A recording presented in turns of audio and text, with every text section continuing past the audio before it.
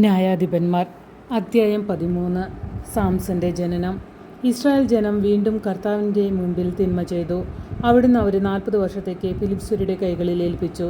സോറായിൽ than ഗോത്രക്കാരനായ മനോവ എന്നൊരാൾ ഉണ്ടായിരുന്നു. അവൻ്റെ ഭാര്യ വന്ധ്യയായിരുന്നു. അവൾക്ക് മക്കളില്ലായിരുന്നു.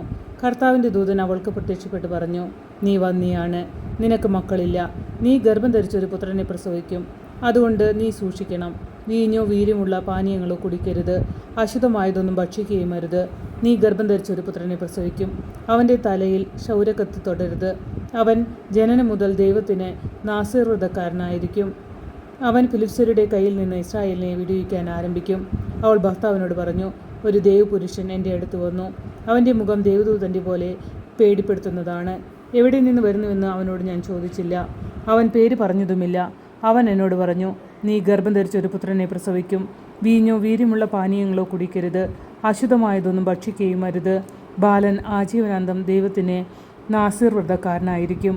മനോവ കർത്താവിനോട് പ്രാർത്ഥിച്ചു, കർത്താവെ, അങ്ങ് അയച്ച ദേവപുരുഷൻ വീണ്ടും ഞങ്ങളുടെ അടുക്കൽ വന്ന് ജനിക്കാനിരിക്കുന്ന ശിശുവിനു വേണ്ടി ഞങ്ങൾ എന്താണ് ചെയ്യേണ്ടതെന്ന് അറിയിക്കാൻ ഇടയാക്കണമേ. മനോവയുടെ പ്രാർത്ഥന ദൈവം കേട്ടു. വയലിലായിരിക്കുമ്പോൾ ദൈവദൂതൻ വീണ്ടും സ്ത്രീയുടെ അടുത്ത് വന്നു.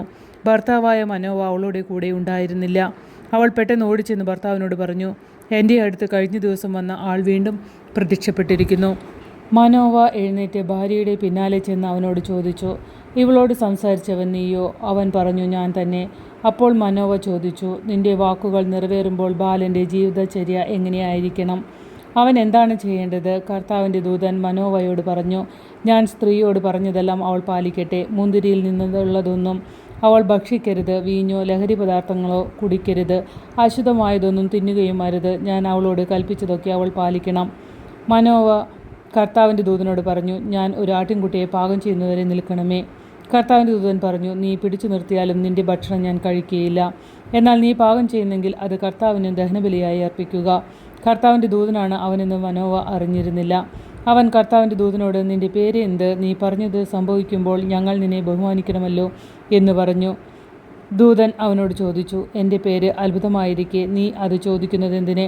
അപ്പോൾ മനോവ ആട്ടിൻകുട്ടിയെ കൊണ്ടുവന്ന് ധാന്യബലിയോടുകൂടി അത്ഭുതം പ്രവർത്തിക്കുന്നതിനായ കർത്താവിനെ പാറപ്പുറത്ത് വെച്ച് അർപ്പിച്ചു. ബലിപീഠത്തിൽ നിന്ന് അഗ്നിജ്വാല ആകാശത്തിലേക്ക് ഉയർന്നു. മനോവയും ഭാര്യയും നോക്കി നിൽക്കെ കർത്താവിൻ്റെ ദൂതൻ ബലിപീഠത്തിലെ അഗ്നിജ്വാലയിലൂടെ ഉയർന്നു പോയി. അവർ നിലത്ത് കമിഴ്ന്നു വീണു. അവൻ മനോവയ്ക്കും ഭാര്യയ്ക്കും പിന്നീട് പ്രത്യക്ഷപ്പെട്ടില്ല. അത് കർത്താവിൻ്റെ ദൂതനായിരുന്നെന്ന് മനോവയ്ക്ക് വ്യക്തമായി. മനോവ ഭാര്യയോട് പറഞ്ഞു, ദൈവത്തെ കണ്ടതുകൊണ്ട് നാം തീർച്ചയായും മരിക്കും.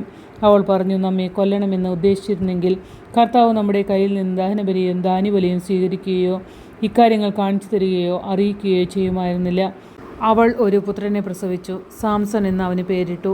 കുട്ടി വളർന്നു. കർത്താവ് അവനെ അനുഗ്രഹിച്ചു.